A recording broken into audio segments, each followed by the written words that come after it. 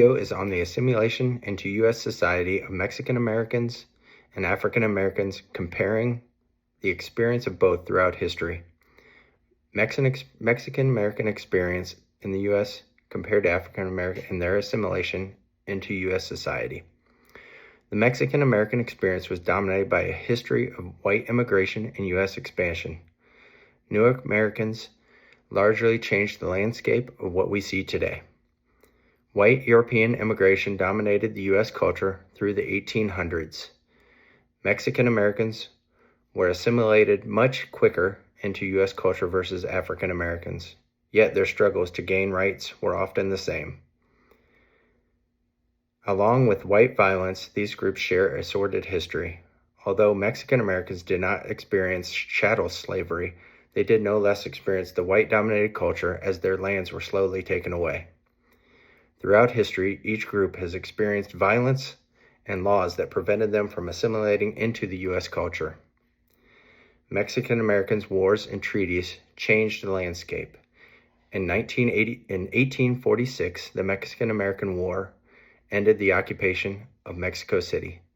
The Treaty of Guadalupe Hidalgo in 1848 allowed for Mexicans that reside in the Southwest territories to become U.S. citizens. In 1853, the U.S.-Mexico border was established. Massive amounts of immigration came from Mexico into newly formed U.S. territories in the late 1800s.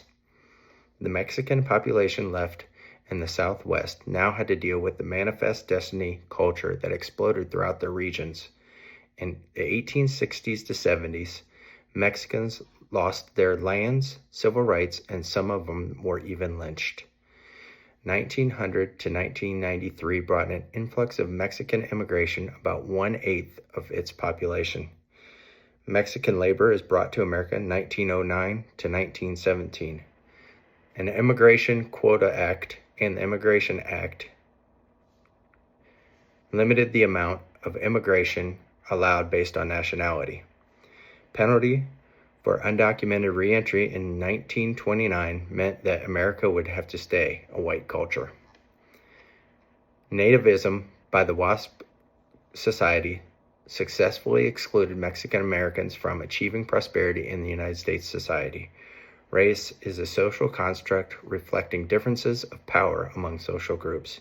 Yes, race is a determining factor of the civil rights and the standing in the U.S. society. As we compare the Mexican American experience to that of the African American experience, we find similarities and differences.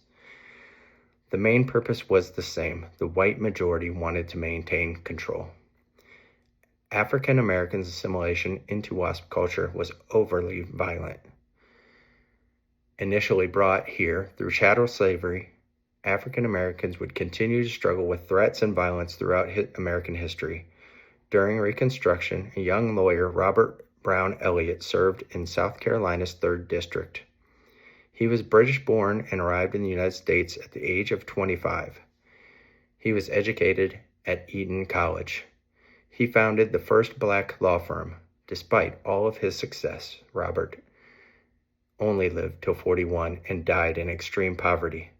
He was forced out of office and public life by violent white backlash. Even assimilation into society is not enough for the WASP power structure. Laws are often used to prevent minorities from achieving success even if they play by the rules. After the end of slavery, many laws were passed to prevent progress into the WASP society. Despite the 13th, 14th Amendments, which abolished slavery and stopped the violation of equal protection under the law, the future after slavery was problematic for the African American experience. The Morrill Act of 1862 granted millions of federal lands to white farmers. Sharecropping, which created a debt slavery for generations targeting black farmers. Lynch laws allowed for white terrorism in black communities. Even Supreme Court cases denied blacks' rights. The slaughterhouse cases reduced the 14th Amendment. The U.S. versus Cruikshank helped reduce the power in the 13th and 14th Amendments. Civil rights cases were often overturned in 1883. Plessy v. Ferguson gave states' rights to racial segregation, letting states overturn federal law, and we saw this play out for years to come. Jim Crow laws led to an apartheid state. White terrorism led to what was called the Red Summer. Destroying of successful African American communities was very common. The destruction of St. Louis, Illinois, Springfield, Ohio, and Tulsa, Oklahoma by anti-black terrorists reeked of white supremacy. Lynchings were commonplace for the black community even in the 1950s. Emmett Till, at the age of 14, was kidnapped, tortured, and shot. A historic picture shows a mutilated Till with his eyes gouged out. The men were found not guilty by an all-white jury.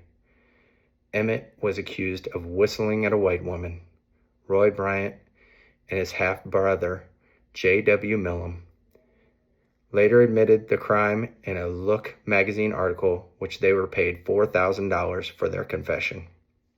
His body was dumped in the Tallahatchie River.